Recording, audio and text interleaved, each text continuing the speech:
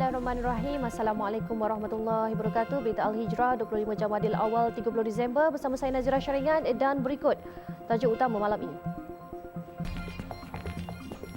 Fenomena kepala air di Kuala Krai.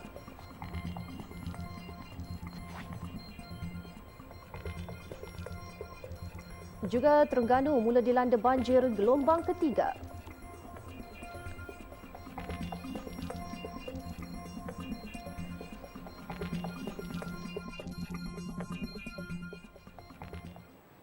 Fenomena kepala air di latar Berangin Kuala Krai yang berlaku hari ini menyebabkan beberapa kampung berdekatan dinaiki air. Rakaman video kepala air itu yang tular di laman sosial Facebook dan aplikasi WhatsApp sejak pagi tadi menimbulkan kebimbangan dalam kalangan penduduk setempat. Video itu menunjukkan kejadian berkenaan berlaku sekitar jam 10.32 pagi yang dirakam oleh penduduk kampung. Ketua Bomba dan Penyelamat Kuala Krai, Muhammad Rizwan Ar-Rafi Parsimin berkata, kepala air berkenaan terjadi berikutan hujan lebat dan air dari sungai di daerah Gua Musang serta Terengganu yang mengalir ke lokasi itu. Katanya pertumbuhan itu menyebabkan keadaan air di lokasi itu sangat deras dan dikategorikan sebagai kejadian kepala air yang kecil berikutan tidak membawa kayu atau balak bersama-sama. Kejadian berkenaan menyebabkan beberapa kampung di lokasi itu iaitu perkampungan Latar Berangin dan Mengkebang dinaiki air. Setakat ini, penduduk di lokasi itu tidak dipindahkan ke pusat pemindahan sementara PPS kerana kawasan tersebut hanya dinaiki air pada kadar minima. Namun sekiranya hujan berterusan, kemungkinan kampung yang rendah akan mengalami banjir besar. Dalam pada itu, Terengganu mula dilanda banjir gelombang ketiga apabila daerah Dungun kembali dinaiki air ekoran hujan dan ada kalanya lebat. Dan setakat jam 6 petang tadi, seramai 69 mangsa daripada 22 keluarga telah dipindahkan ke pusat pemindahan sementara PPS Kampung Pasir Raja, Hulu Dungun. Menurut kenyataan yang dikeluarkan oleh Sekretariat Jawatankuasa Pengurusan Bencana Negeri, satu PPS beroperasi ketika ini iaitu Dungun. Berdasarkan kenyataan itu, seramai 29 lelaki dewasa, 4 kanak-kanak lelaki, 5 kanak-kanak perempuan dan 1 bayi lelaki telah ditempatkan di Dewan Orang Ramai Kampung Pasir Raja. Banjir yang melanda berikutan perkampungan tersebut yang berada di pedalaman serta dasar sungai yang cetek menyebabkan air melimpah dengan cepat. Sementara itu, menurut kenyataan yang dikeluarkan oleh Pusat Ramalan dan Amaran Banjir JPS Terengganu, paras air Sungai Pasir Raja, Hulu Dungun dan Sungai Kampung Keruak Besut mencatatkan tren menaik iaitu setinggi 127 mm dan 103 mm setakat jam 6 petang. Angkatan Tentera Malaysia ATM akan mengatur gerak anggota dan aset ke 86 lokasi di seluruh negara sebagai persiapan menghadapi gelombang kedua banjir. Menteri Kanan Pertahanan Datuk Seri Hishamuddin Hussein berkata, mereka juga akan membantu agensi pengurusan bencana negara NADMA dan agensi berkaitan. Kali ini saya minta bahawa kita beri sedikit fokus mengenai COVID-19, khususnya di pusat-pusat pemindahan sementara. Keempat, kita merancang koordinasi bantuan pesawat udara ATM sekiranya diperlukan, memastikan hospital dan poliklinik ATM sentiasa dalam keadaan siap siaga, dan kita telah pun menambah bilangan anggota bagi melaksanakan operasi menghantar barang keperluan.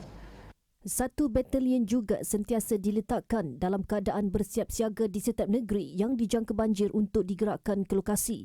Ini penting bagi memastikan atur gerak anggota dan aset dapat dilaksanakan pada bila-bila masa sekiranya diperlukan, sekaligus membolehkan operasi menyelamat mangsa banjir digerakkan pada masa yang sepatutnya.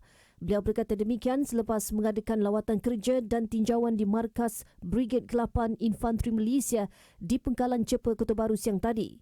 Dalam perkembangan yang lain, Datuk Seri Hishamuddin berkata, Kerajaan Emiriah Arab Bersatu UAE menyalurkan sumbangan berbentuk barangan keperluan asas bagi membantu anggota, veteran Angkatan Tentera Malaysia ATM dan warga awam Kementerian Pertahanan yang terjejas akibat banjir.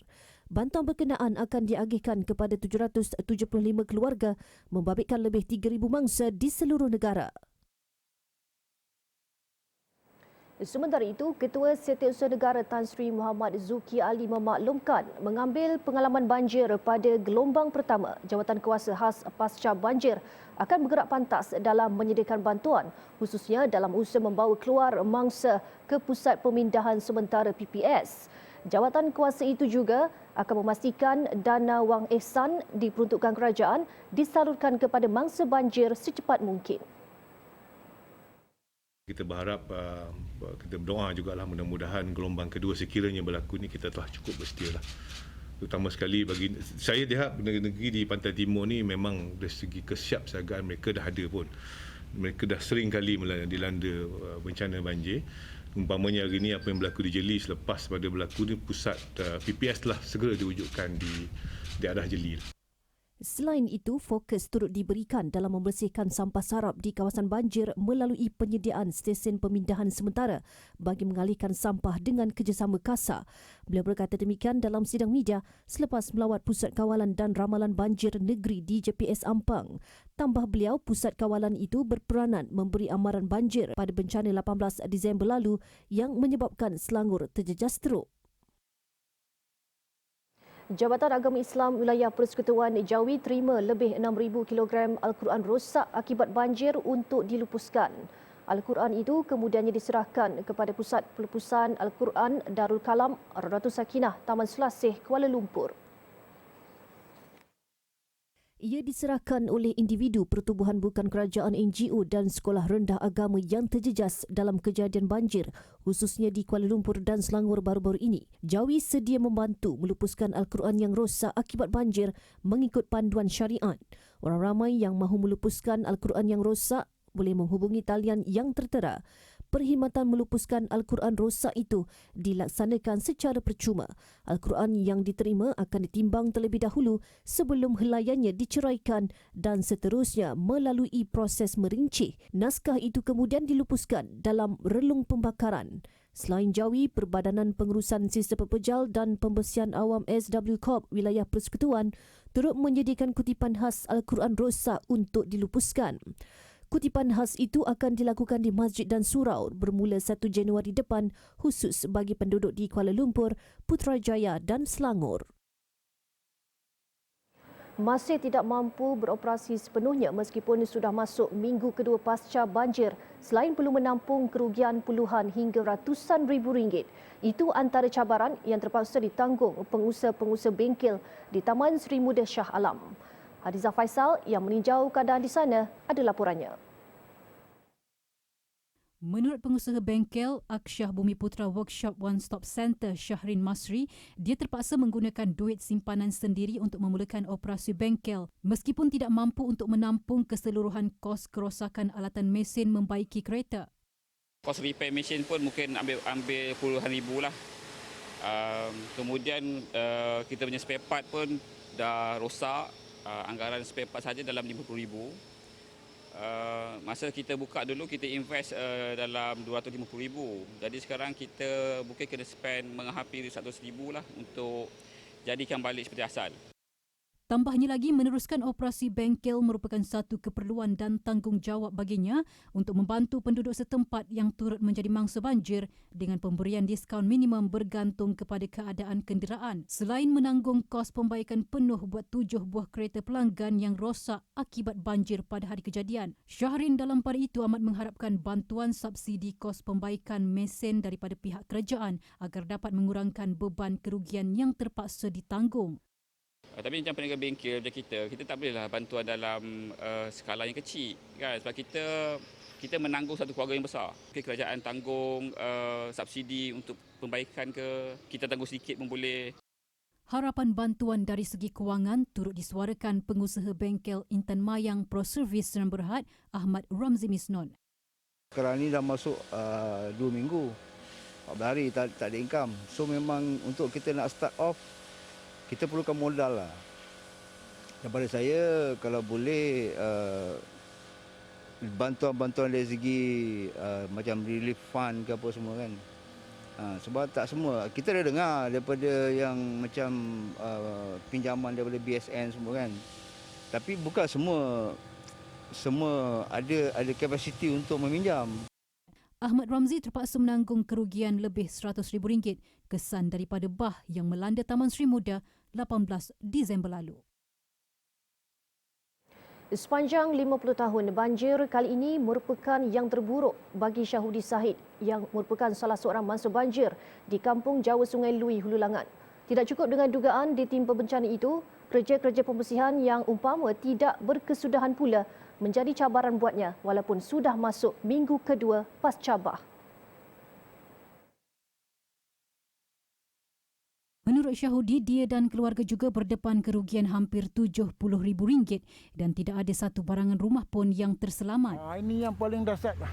Dulu tahun 71 pun jambatan patah tak naik, rumah tak naik, semua tepi-tepi sungai je. Ini paling dalam lah, sampai bumbung. Lori sebiji, kalau barang-barang tu peti air, katil, semua TV, printer anak sekolah. Namun kehadiran Islamic Relief Malaysia IRM memberi harapan baru buatnya apabila rumahnya menjadi salah satu lokasi bantuan dari aspek kerja-kerja pembersihan pasca banjir yang dihulurkan dengan kerjasama sukarelawan Afia Sendirian Berhad dan kaki tangan Jabatan Kewangan Pulau Pinang. Setakat ini, Rumah Syahudi Sahid merupakan rumah mangsa banjir yang ke-54 bagi 5 daerah yang telah dibantu membabitkan Klang, Kuala Langat, Labuan Dagang, Puchong dan Shah Alam hasil kerjasama 286 sukarelawan. Sementara itu, Ketua Pegawai Eksekutif Islamic Relief Malaysia IRM Zairul Syafuddin Zainal Abidin berkata bantuan kecemasan banjir dan pasca banjir akan memberi fokus secara bersasar bagi memastikan ia memberi manfaat kepada penduduk terjejas khususnya di kawasan perumahan tanah rendah. Jadi bagi kami pendekatannya lah bila kita bantu, kita cuma bantu sampai rumah itu bersih dan boleh diduduki kembali. Kalau kita lihat sekarang ini, selut yang ada, maknanya ini kurang-kurangnya mau 2 ataupun 3 hari baru kita boleh clearkan.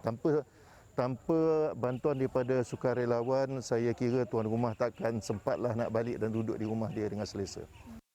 Selain bantuan kecemasan, pihaknya turut memberikan bantuan jangka pendek dan pertengahan buat mangsa-mangsa banjir, khususnya buat mangsa yang memiliki perniagaan kecil-kecilan untuk meneruskan kehidupan seperti sedia kala. 9 juta diperuntukkan untuk memberi 100% rebat bil elektrik bulan Disember 2021 secara one-off kepada 72,000 pengguna domestik yang terkesan banjir.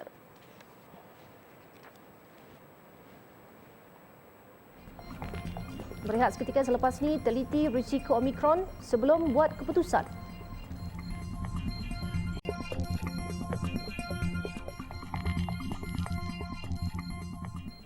Alhamdulillah, bertemu kembali. Bagi bersama membantu meringankan beban yang ditanggung penduduk terjejas banjir, Yayasan Ikhlas tidak ketinggalan untuk tampil melancarkan misi pasca banjir yang sudah bermula minggu lalu. Dengan dana RM500,000 hasil sumbangan badan korporat dan orang perseorangan, Yayasan Ikhlas bukan sahaja mengagihkan bantuan barangan keperluan asas kepada mangsa, bahkan turut membantu membersihkan kediaman dan masjid di kawasan terjejas teruk akibat banjir lumpur. Pengurus bencana Yayasan Ikhlas Muhammad Mustafa Kamarudin berkata pihaknya yang mendapat kerjasama daripada 1,023 sukarelawan kini menjalankan misi pasca banjir di Pahang selepas membantu penduduk di Lembah Kelang dan di Negeri Sembilan. Bermula daripada Negeri Sembilan pada 18 Disember, kita telah melancarkan fasa pertama bantuan di Lembah Kelang. Dan sehingga kini kita telah melancarkan fasa kedua bantuan di Pantai Timur. Dan daripada hari pertama kita lancarkan bantuan bencana banjir, kita telah salurkan sebanyak RM500,000 dan kita telah bantu lebih daripada 50 buah rumah dengan bantuan sukarelawan. Bencana banjir luar biasa yang melanda beberapa negeri pada 18 Disember lalu menyaksikan puluhan ribu mangsa kehilangan harta benda. Sehingga semalam, bencana itu juga turut mengorbankan 48 nyawa. Dalam pada itu, pihak Yayasan Ikhlas juga sempat menziarahi dan menghulurkan sumbangan kepada keluarga mangsa banjir yang kehilangan 2 ahli keluarga selepas dibawa arus deras. Dalam kejadian 21 Disember lalu di Mentakap dekat Temerloh, Musa Ahmad 53 tahun bersama anaknya Airil Zikri 10 tahun dilaporkan hilang di bawah arus deras ketika melintasi padang bola dipenuhi air bagi mendapatkan bantuan bekalan makanan. Mayat kedua beranak itu ditemui 2 hari selepas kejadian. Sementara itu, sebagai persediaan menjelang berlakunya gelombang kedua, Yayasan Ikhlas sedang mengumpul dana sebanyak RM1 juta dan orang ramai yang ingin membantu boleh menyalurkan sumbangan ke akaun tertera. Sementara itu, Amanah Raya Berhad melalui inisiatif tanggungjawab sosial korporatnya Amanah Raya Give Back turun padang bagi memberi sumbangan kepada mangsa banjir di 3 daerah yang terjejas teruk di Selangor. Sebanyak 1,500 bakul barangan keperluan telah diagihkan kepada mangsa-mangsa banjir yang telah ditempatkan di pusat pemindahan sementara daerah masing-masing. Amanah Raya sentiasa peka dengan perkembangan terkini bencana banjir di kawasan-kawasan yang terjejas dan susulan daripada maklumat yang diperoleh, inisiatif ini dilaksanakan bagi meringankan beban mereka yang terkesan khususnya untuk meneruskan kehidupan pasca banjir dan pandemik COVID-19 yang masih melanda negara. Sumbangan kira-kira RM112,000 telah disalurkan kepada mangsa-mangsa banjir di sekitar Temerloh dan Mentakap Pahang. Menteri di Jabatan Perdana Menteri Hal Ehwal Agama Sunati Idris Ahmad berkata, sumbangan dalam bentuk barangan keperluan dan makanan itu disampaikan di Pusat Penempatan Sementara PPS sekitar daerah tersebut. Menerusi satu catatan di laman Facebooknya, Senator Idris berkata penyampaian sumbangan itu bermula di PPS Desa Bakti yang bertempat di SR Desa Bakti. Ia diteruskan dengan penyerahan 100 naskah Al-Quran baharu di SRA Taqwa dan beberapa masjid yang turut ditenggelami banjir.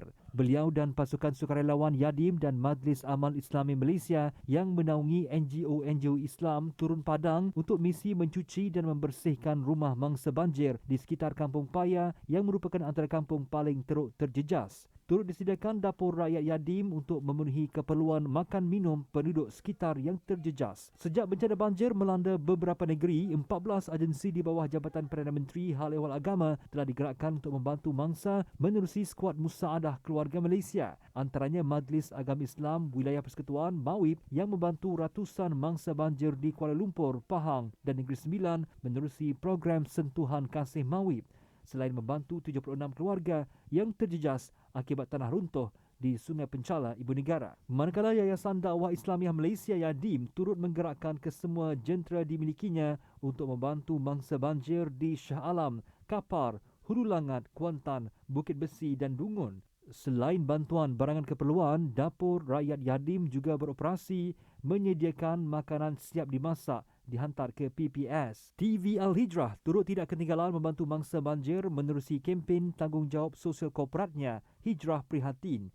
Kaki tangan serta personaliti stesen TV Islami itu turun padang ke beberapa kawasan antaranya di Hulu Langat, Selangor. Selain sumbangan kepada mangsa banjir, skuad Hijrah Prihatin turut menyumbang tenaga membersihkan kediaman yang terjejas dan rosak. RM9 juta diperuntukkan untuk memberi 100% rebat bil elektrik bulan Disember 2021 secara one-off kepada 72,000 pengguna domestik yang terkesan banjir.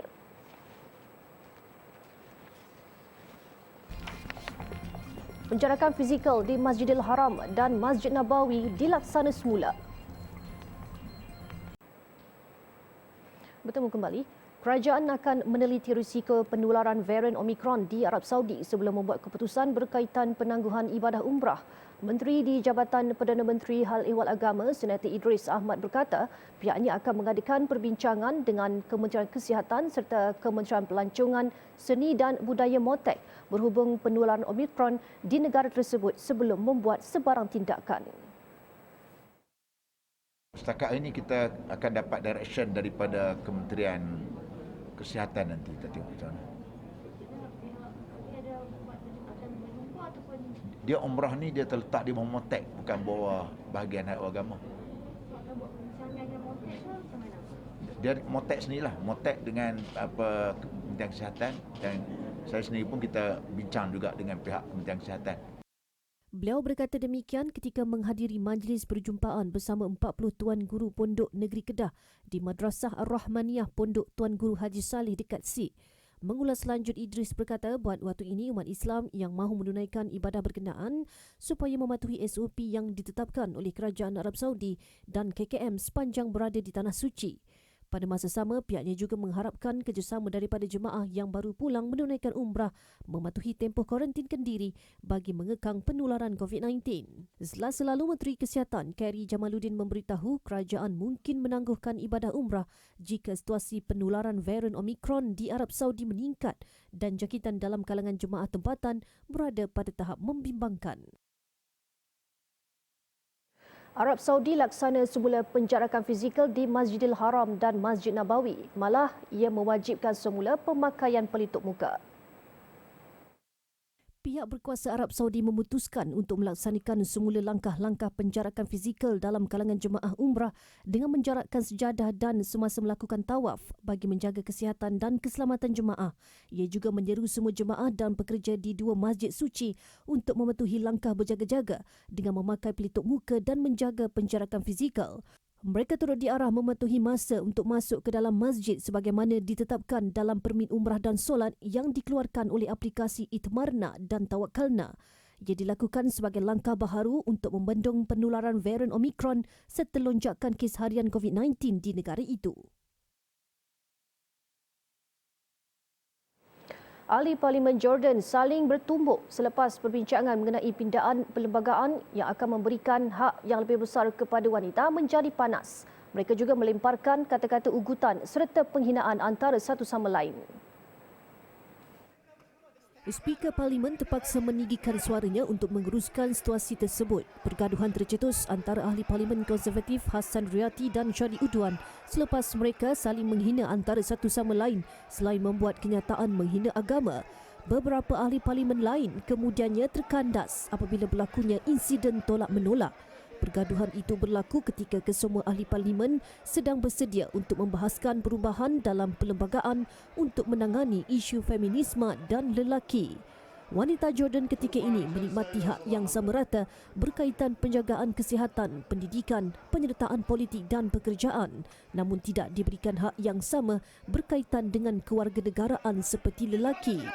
Misalnya, wanita tidak boleh mewariskan kewarganegaraan mereka kepada anak atau pasangan, namun lelaki di Jordan boleh berbuat demikian. Di Chile, 9 mati dan 2 lagi cedera parah selepas kemalangan antar bas mini dan truk di wilayah O'Higgins semalam. Kemalangan berkenaan dikatakan berpunca daripada pertembungan dua kenderaan terbabit. 8 daripada 11 penumpang bas mini itu maut di tempat kejadian. Seorang lagi mangsa disahkan meninggal dunia sejurus tiba di hospital. Siasatan awal mendapati salah satu kenderaan gagal mengawal kenderaan selepas terlelap. Presiden wilayah O'Higgins, Ricardo Guzman, menganggap kemalangan itu merupakan kemalangan yang terburuk pada tahun ini. Bas mini yang membawa pekerja pertanian dalam perjalanan ke barat melalui laluan H66G. Dan berikut paparan berita antarabangsa yang lain.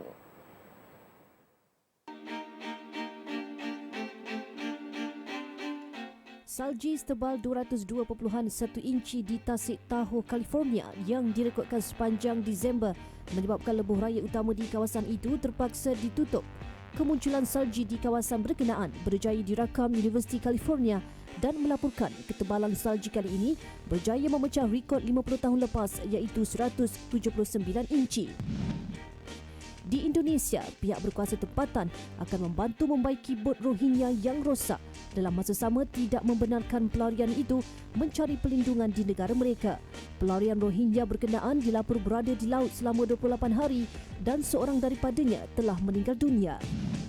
Di Spanyol, polis berjaya menyelamatkan seekor anak anjing yang terperangkap di dalam saluran paip. Haiwan itu dikatakan memasuki saluran paip dari kawasan taman dan tidak menemui jalan keluar. Anak anjing yang diberi nama Vela itu diberikan semula kepada pemiliknya sebaik operasi menyelamat selesai.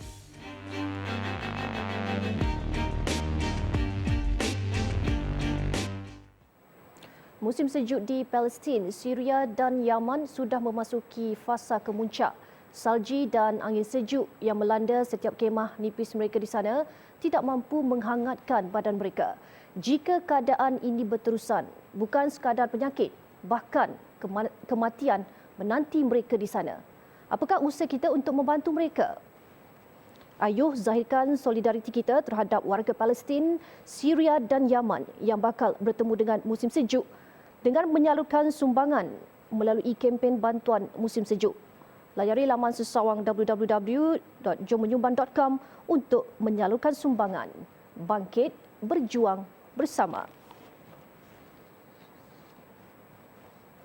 Baik, laporan tadi mengakhiri berita Al-Hijrah malam ini. Sebelum berpisah, jangan ketinggalan tonton program Dengar musim kedua jam 9 malam ini yang membawa topik kegelisahan hingga mempersoal agama bersama panel jemputan Ustazah Isfadiah.